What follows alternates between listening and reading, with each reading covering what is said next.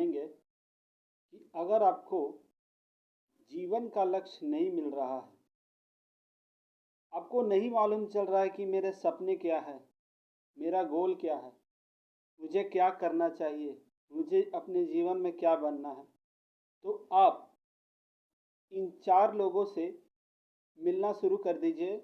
आपको पता चल जाएगा कि आखिरकार मेरे जीवन का उद्देश्य क्या है, आपको मालूम चल जाएगा। हाँ, तो आप इन 5 लोगों से 4-5 लोगों से मिलना शुरू कर दीजिए। आपको पता चल जाएगी कि आखिरकार मेरा जीवन का लक्ष्य क्या है। तो चलिए शुरू करते हैं। सबसे पहली बात है, आप माता पिता के शरण में जाइए।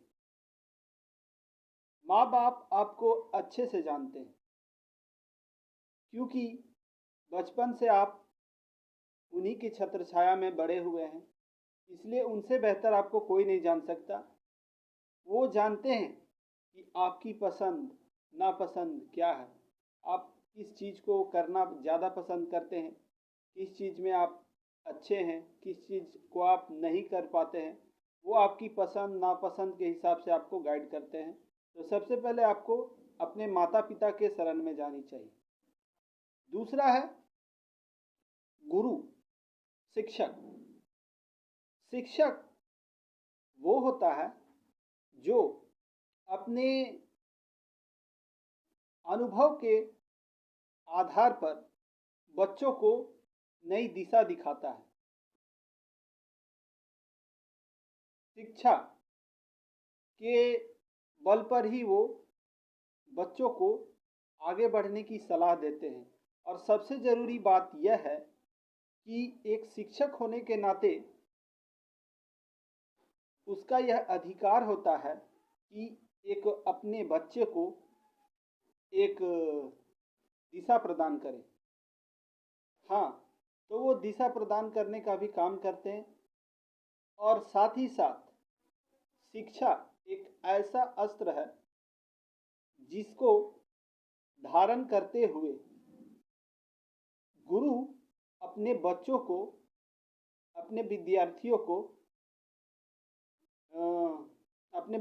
को अंधकार से उजाले की ओर ले जाता है, क्योंकि शिक्षा एक बहुत बड़ा अस्त्र माना जाता है। तीसरा है कि हमें साधु महात्माओं की शरण में जाना चाहिए। अगर हमें अपने जीवन का लक्ष्य नहीं मिल पा रहा है तो हमें उनकी शरण जरूर लेनी चाहिए, क्योंकि साधु महात्मा एक दिव्य दृष्टि उनके पास होती है। वे भगवान से बहुत जुड़ाव रखते हैं, क्योंकि उनके पास सीधी बात करने की एक, उसको क्या कहेंगे, दिशा होती है। वे भगवान से ज़्यादा जुड़े हुए रहते हैं, इसलिए वे अपनी दिव्य दृष्टि से देखकर आपको आपके जीवन का लक्ष्य बता सकते हैं। तो हमें साधु महात्माओं की शरण में भी जाना चाहिए, क्योंकि वो सबका भला चाहते हैं, पूरे विश्व का भला चाहते हैं, इसीलिए वो सबकी मदद करते हैं। और चौथी सबसे ज़रूरी बात कि अगर आपको सही दिशा का ज्ञान ना हो, आपको जीवन में ना पता चले कि मुझे जाना क्या है, करना क्या है, तो आप भगवान की शरण में भी जा सकते हैं। क्योंकि जब हम भगवान से जुड़ जाते हैं तो हम अध्यात्म को प्राप्त कर देते हैं, और अध्यात्म को प्राप्त कर लेते हैं, वहीं से हमारी अच्छी गति शुरू हो जाती है और भगवान हमेशा हमें रास्ता ज़रूर दिखाते हैं, क्योंकि सत्य ही ईश्वर है, सत्यमेव जयते। वे सत्य के रूप में हमारी पृथ्वी पर विराजमान है। वह एक पॉजिटिव एनर्जी हमारे ऊपर छोड़ते हैं, जिससे हमें यह ज्ञात होता है कि हमारी लक्ष्य कहाँ हमें लेकर जाएगी और हमें भविष्य का मार्ग भी दिखाई पड़ता है। इसलिए हमें भगवान की शरण में भी जाना चाहिए।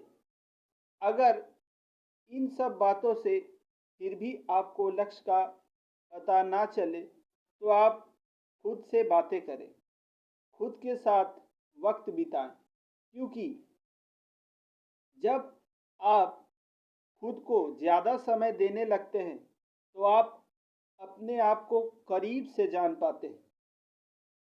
समझ में आ रहा है? हाँ हाँ।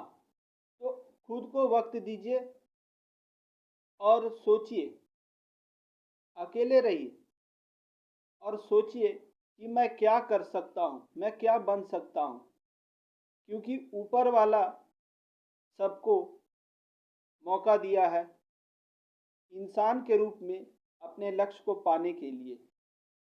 इसलिए आप अकेले रहिए, खुद से बातें कीजिए, मैं क्या कर सकता हूँ, मेरी क्षमताएं क्या है, मेरे सपने क्या हैं, मेरे गोल क्या है, मैं कहाँ पहुँच सकता हूँ, मैं क्या नहीं कर सकता हूँ, इसके बारे में आप विचार कीजिए।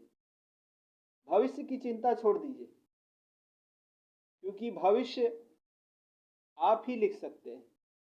और आज का दिन यह सोचकर मत बिताइए कि कल को मेरा जाकर भविष्य कैसा होगा। आपका भविष्य बहुत सुनहरा होगा, क्योंकि आप आज भविष्य के बारे में सोच रहे हैं।